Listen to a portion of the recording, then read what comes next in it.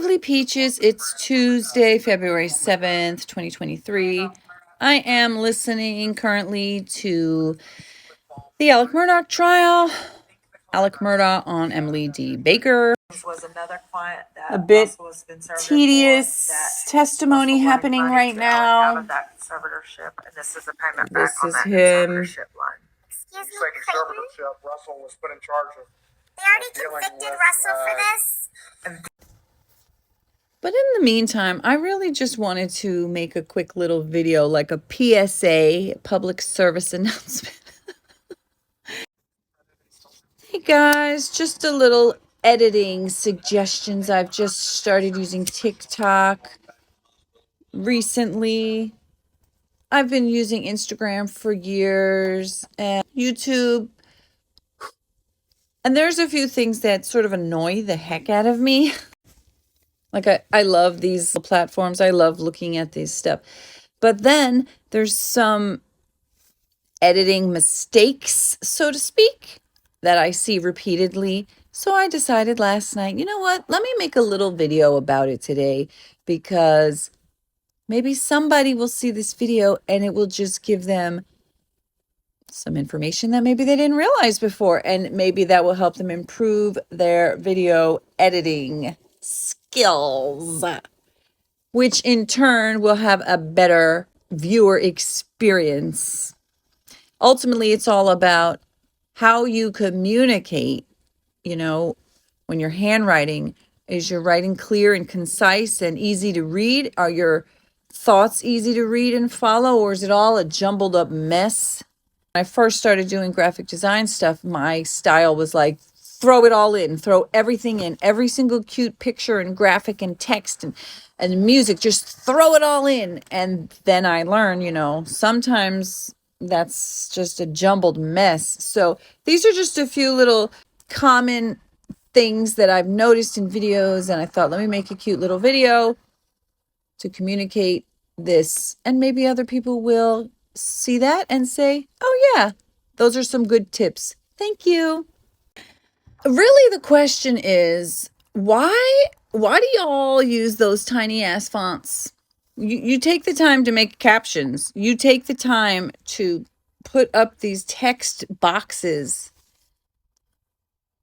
apparently of things that you think are important and you want people to be able to read, right? And then you make it this big.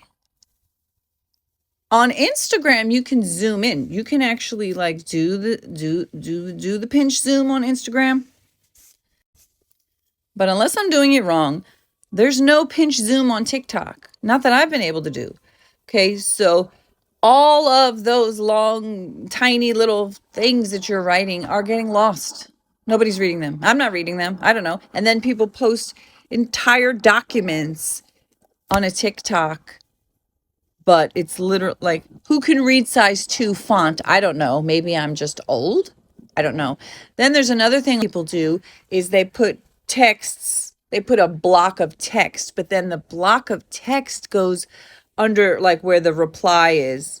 You can't read it. I can't read the bottom 3 to 4 lines of what you're writing. I want to know what you're saying, but I can't read it. Or you put it up too high and then it gets blocked out with the stuff on the top. Or you spread it out too far on the sides. Or you have the text flash up on the screen, but it's so fast. It's 3 to 4 seconds. Boom, it's too fast. Who can read it that fast? If I have to watch something 3 or 4 times just to try to pause that bitch just to make so I can read, it's not worth it. Another thing I can't stand is when people put music and the music is so loud that you cannot hear what the frick the person is saying. Don't you want to be heard? Don't you want all your hard work and effort? Check my nails. Baby, how you feeling?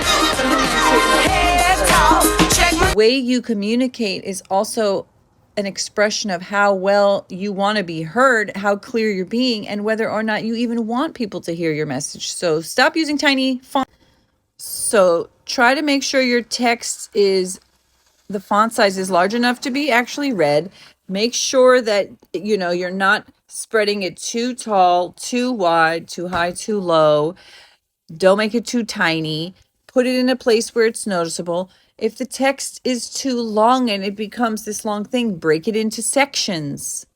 You know, it's like closed captions. You've noticed 2 or 3 lines at most. It gets cut because there's just, you can't put 12 lines and expect somebody to read it within a 3-second period. Also, don't flash text across so fast. I have a rule when I'm doing editing. It's an absolute minimum, 5 seconds at the absolute minimum amount. Well, yeah, the 4 seconds is just too small. So I do occasionally use the pause to read feature, and I try to still make sure that the text is easy to read and that there's enough time to pause so that the person isn't trying to scramble to pause. And Pause to read.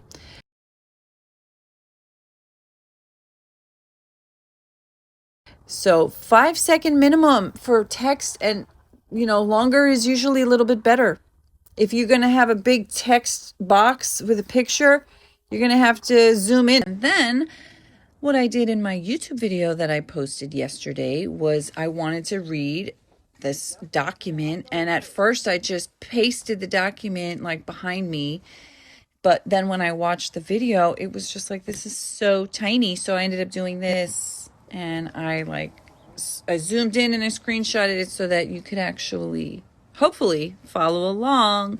Because overall, I imagine just like when you're writing or when you're speaking or you're making a video, if the whole intention is to communicate your message, you'd like to do it as concisely as possible. So that's what these tips are for. See you in the next one. Bye.